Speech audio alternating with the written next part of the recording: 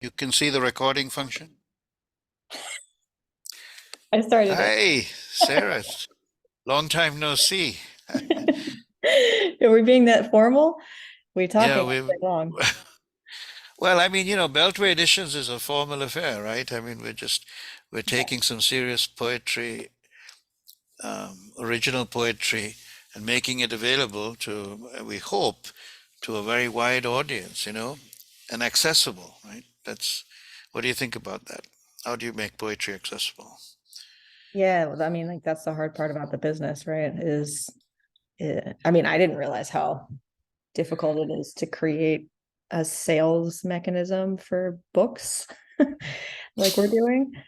I mean, it's silly to talk about, but like the buttons on the website, and we learned that PayPal takes taxes, and um, I thought we had a very accessible model at the beginning of or the whole of last year when we did the first three books, where people would write to us and we'd write back and we'd send the books.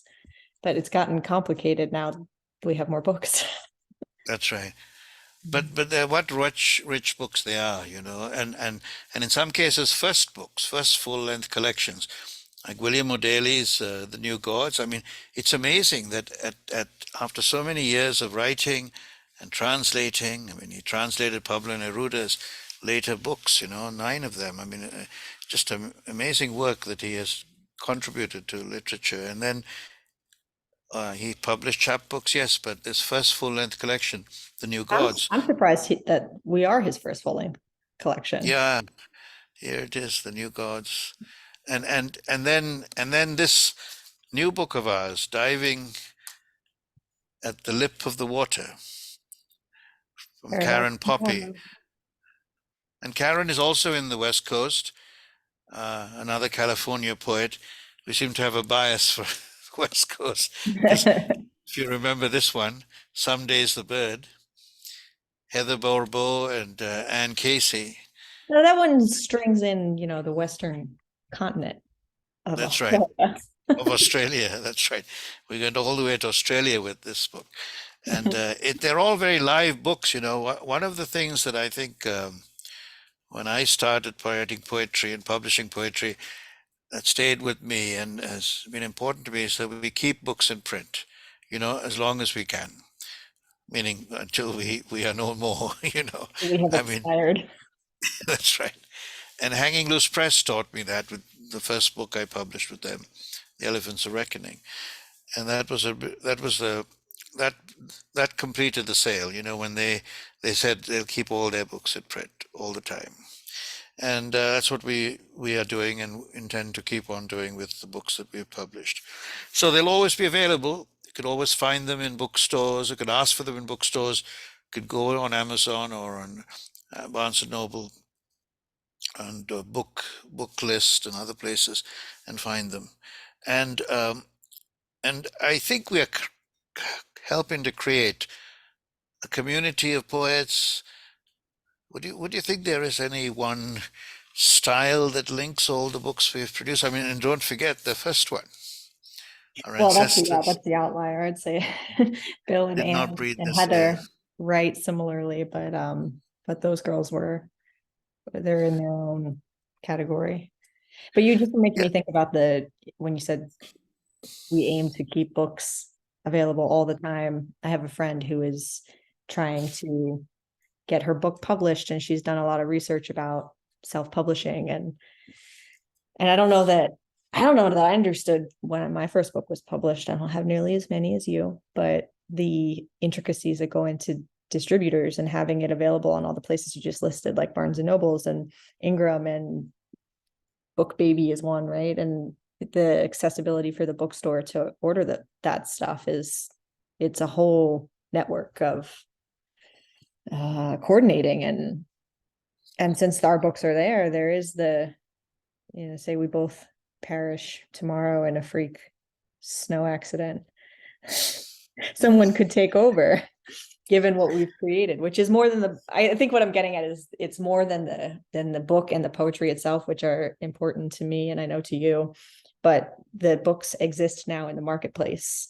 And if you or I no longer were part of the equation, those books could persist in the marketplace because they're Yeah, on these platforms, which is and they will, because we, like with any enterprise, will make arrangements, for who will take over and who will, keep the flame alive, right? I mean, the Olympic flame has been passed on from country to country, city to city. Was interrupted perhaps by a war, at one point, but very few interruptions. And so yeah. this we'll just have to make the arrangements. Hanging Loose is a good example. I mean, their founding editors, kept it going. They started at the press in the 60s. Now there's a new set of editors, younger editors, working with the two remaining, uh, including the one remaining founding editor, Dick Lurie, who has been my editor. I mean, love him to death and love all of them. But and this new breed of editors, it's just this broadening the press. They're bringing it into new places. It's very exciting to see that. And I think we in Beltway Editions will find our way to keep it going, Oh, I was beyond. going to ask you, where do you see the press going next? I see translations in our future. Yes, yes, Very, very near future. translations, bilingual books, translations from French, from Spanish, from other languages, and perhaps not even those major or well-known languages, but smaller languages. Can I ask We you a will, question? Sorry, yeah. Tim.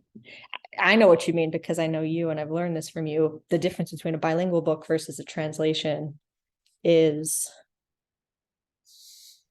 Well, I mean, we want to give the reader the chance to read the poems in the original language. If the reader has the language, knows the language, or even knows some words in the language, it's an incredible thrill to be able to say the word out loud in both in the original tongue and in English, and compare and debate with the book and debate with the translator. I mean, the translator may not be literally there with you, but it's an intellectual thinking exercise too, because I read translations and I'm quarreling with them, arguing with the choices, and saying hurrah, celebrating them at the same time.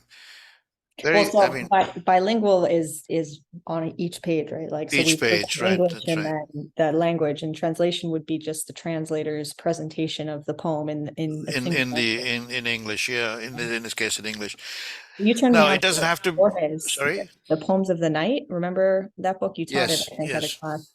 That was the first bilingual book I'd ever owned. I'm sure some of my Neruda books are bilingual. I don't know where they are, but that one was such a thrill to read because, like you were saying, I don't speak fluent Spanish, but I can recognize enough words to see on the opposite side of the page what's supposed to match up with the English.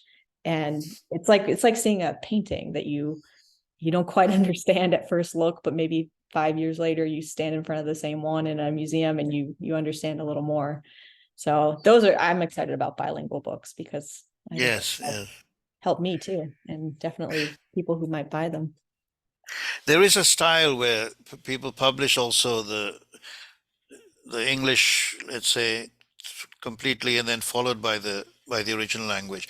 But I find that less interesting. It's the pleasure of seeing the two languages side by side is really unbeatable.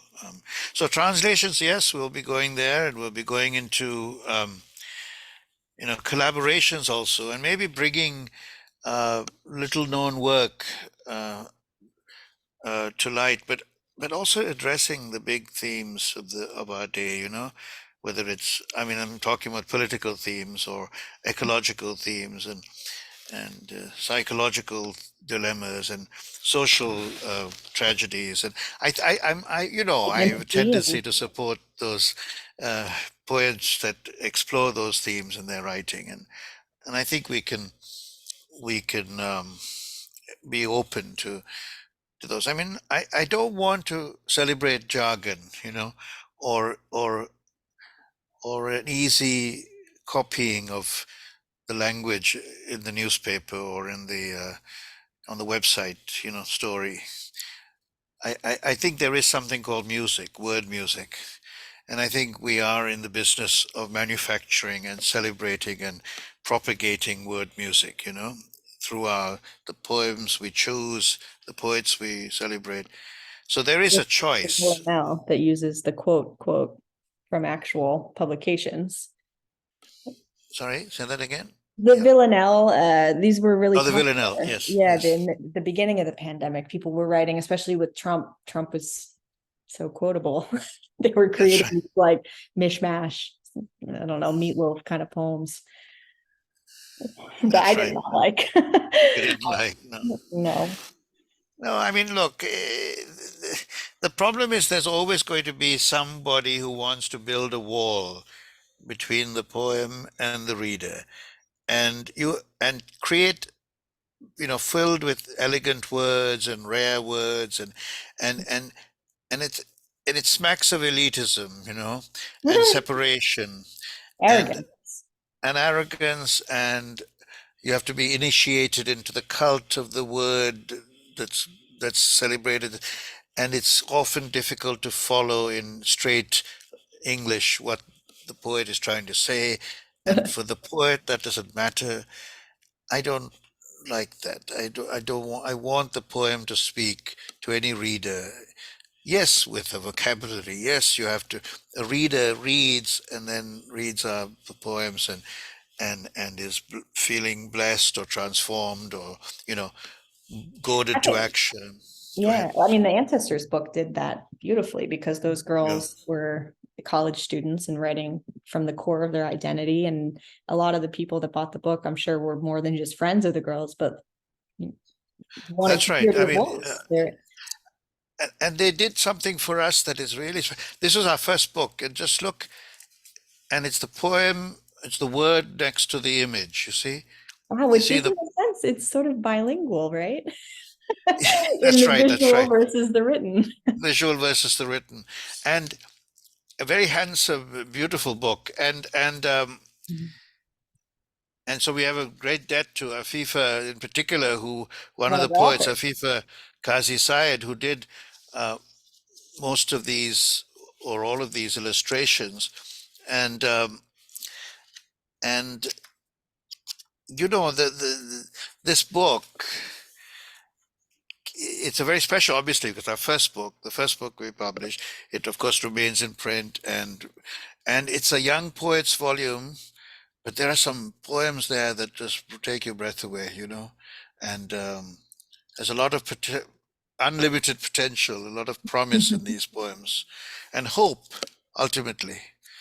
I'm not saying that all poems have to end up giving us hope, but I think if they do wake up that hope in us, I don't think There's that's a something bad special thing. about their story too. I remember when they were first doing launches that they talked a lot about how the book was written and how That's special right. it was that they had the story. For anybody who doesn't know, is that they wrote it together during the pandemic as a way to connect, and or not during the pandemic, but they used to literally meet and they continued to do so until the book was finished. But what struck me about that part of the story was that they edited for each other and they would send drafts back and forth, so the all of them were sharpened by sharing with the others in That's the right. group. And so that book itself is cohesive. And I remember when you first sent it to me, I that was one thing I really liked about it, was that even though it's all these different voices sharing from their heart and their memories, it sounds like one song. Like the harmony and the melody and the bass, they all fit.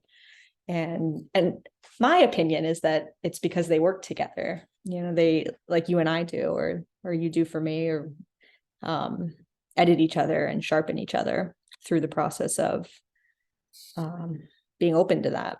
So but we are not that at Beltway currently, right? Editing books. Maybe one No, day. I have a special soft spot for that whole task. I like it a lot. of collaboration and creating one song. I mean, that's you said it beautifully there. I mean, and they once the pandemic hit, they were assigned to Zoom rooms, and they from their homes in different countries, and they were Yeah. writing, and they kept up religiously every week, every twice a week. getting together, sharing their poems, honing their poems, improving them, taking poetry workshops. MIT is unusual for offering Poetry. strong poetry and emphasis, even though it's forced focus on science and technology and math and so on. And they all students of science, technology, math who are also poets, and Yeah. then two or three of them coming in as poets, and all of them poets as a result of this project.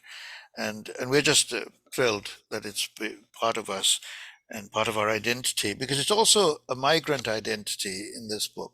These are migrants to the United States. These are from different countries, Muslim countries in this case. And in Anne Casey's book, Some Days the Bird, we have an Irish poet who lives in Australia, writing to an American poet who lives in San Francisco, and during the pandemic, and it's a unique exchange. Some Days the Bird, of the poems that came to them as they looked out from their gardens and across, many seas to Mm. Australia, to Ireland, to the United States. So each book is special. Each book has and it's just a happy feeling to be able to help uh, husband them or midwife them into the world. But collaborating with you is a very special part of this whole process, as now as editors, Mhm. editing these books, and the commercial aspects of publishing. It's just part of what we have to do to make them happen. I mean, no, there is no publisher who will survive if he or she does not think about the squaring the T's and paying the bills, and making sure that the enterprise is financially Well, solvent, that the accounts are balanced. that no check bounces. Which, yeah, that was a learning process. But I think we're doing a good job Yeah, no, I'm in spite happy, of and it all. We've I launched a hope, business based on the love of poetry that we share, but out of it came a commercial enterprise, as you just put it, which neither I. yeah, I mean, poetry uh, is a kind of money, as Wallace Stevens said. I think which I think he meant is a kind of it's an exchange, it's a unit of exchange. Mhm. So money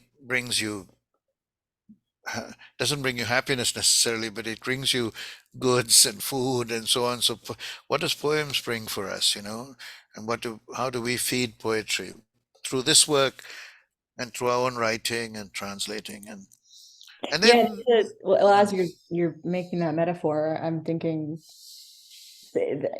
what's the Ginsberg line? Railing against the I can't think of it, but the machine of having to keep accounts and run the commercial part of it to create the currency of the poem is it's frustrating in a way. It's like having to submit your poems to get them in to a journal or to the submissions right. process itself. You just have to sort of put up with the structure of it. But and you asked a question when we first started talking about um the the bit, not the business of it, but what I'm thinking now is that the there's like a beauty in having to exist in the currency of the marketplace and the taking of payments and the accounting and the paying of bills in order to create the books that you're showing on the screen. Like to get that as a result is the labor, hard And tuition. one thing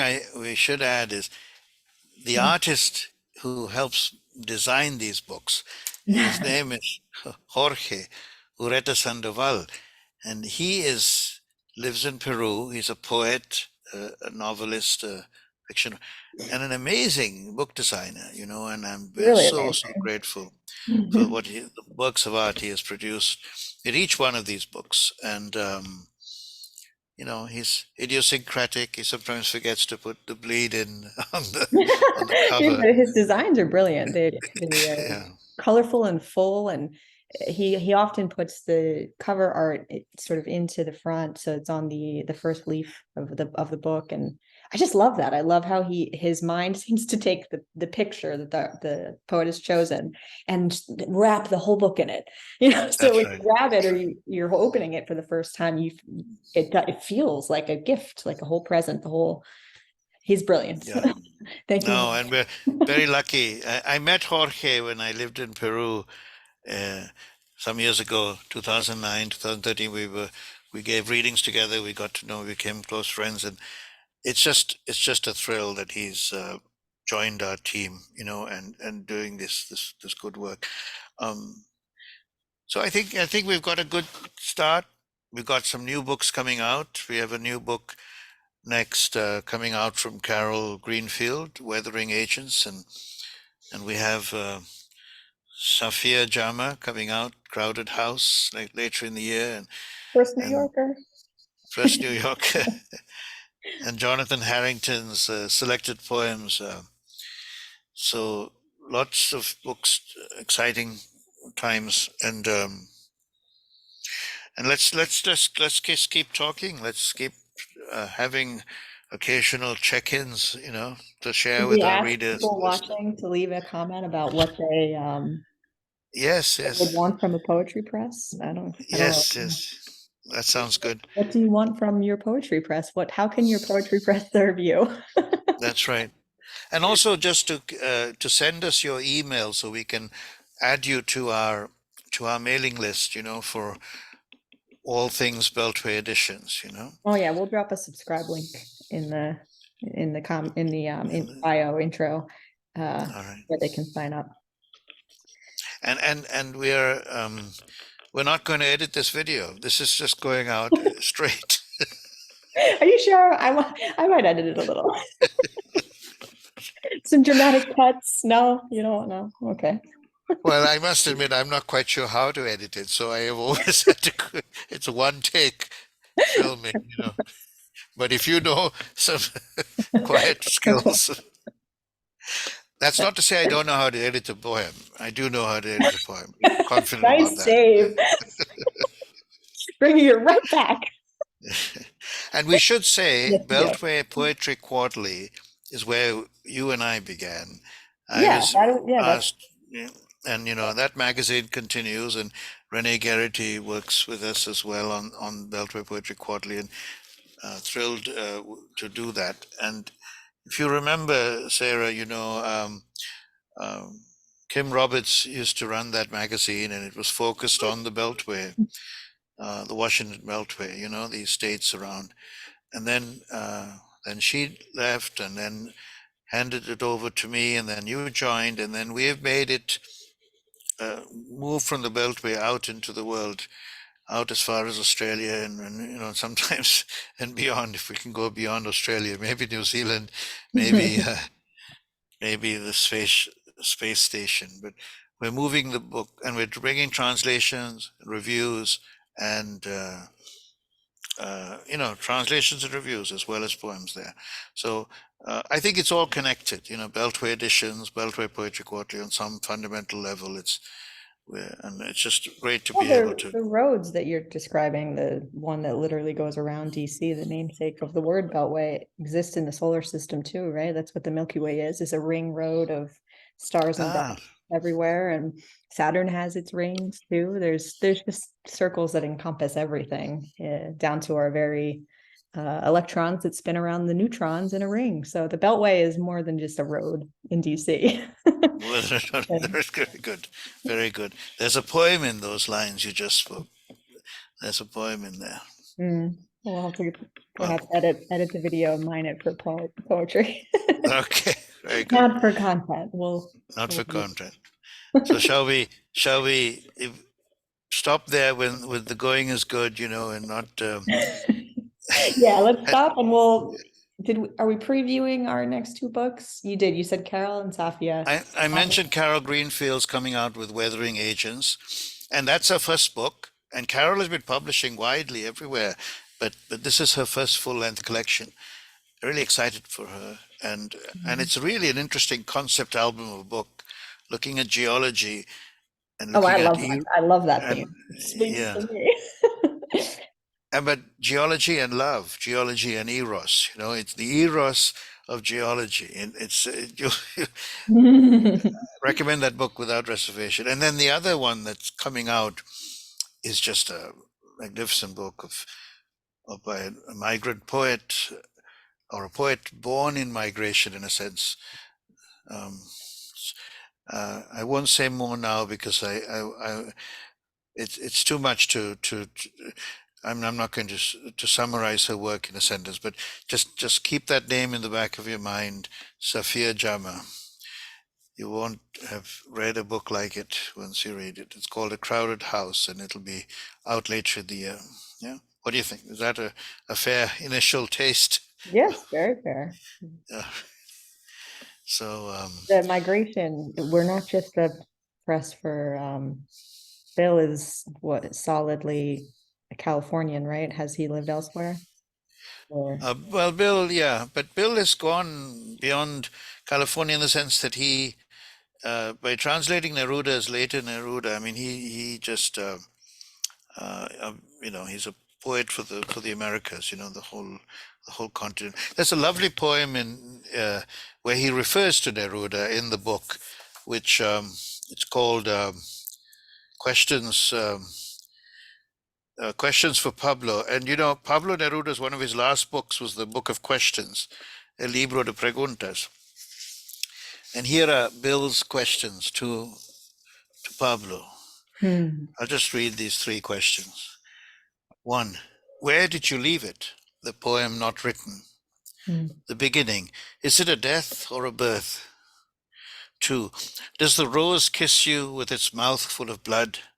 Was Hmm. it a smile or a wound that devoured you? And three, unlikely sea, conflicted star, do you still fear what you love? Is it you who makes the gourds rattle in my summer garden? You who hammers the distance into shapes?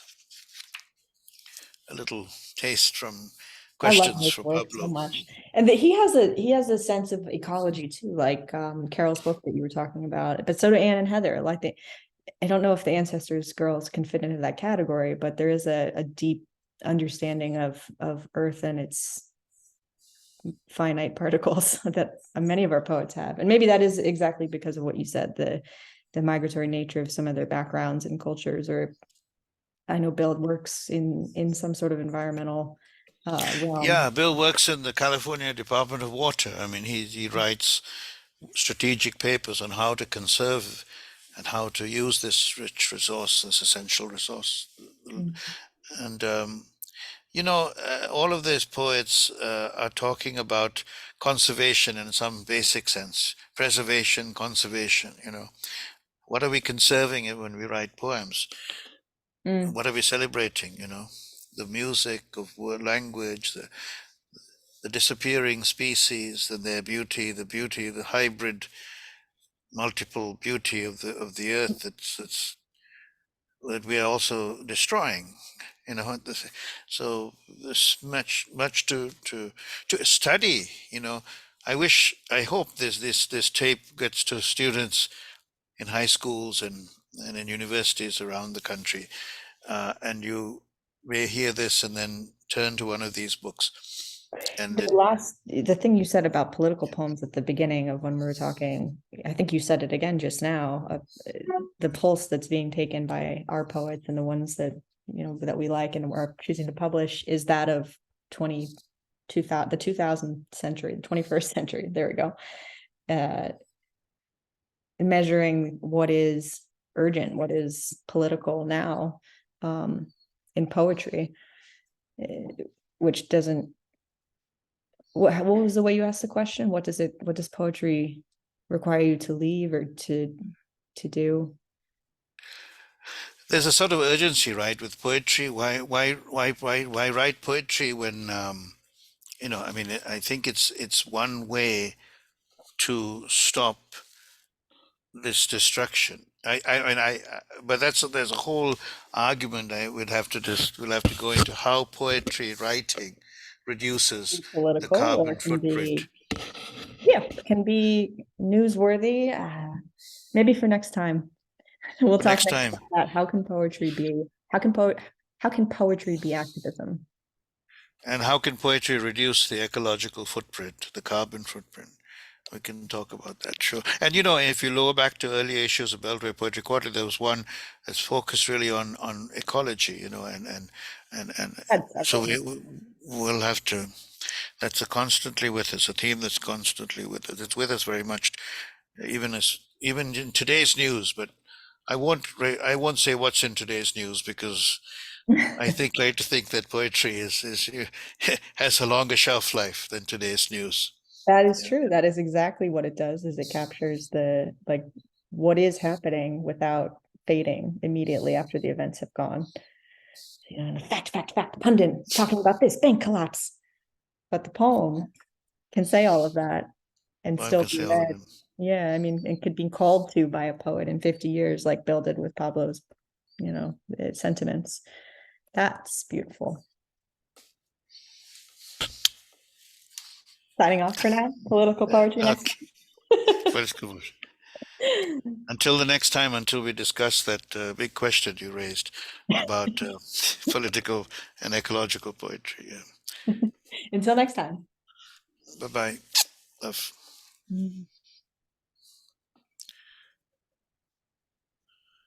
I don't know how to stop the recording.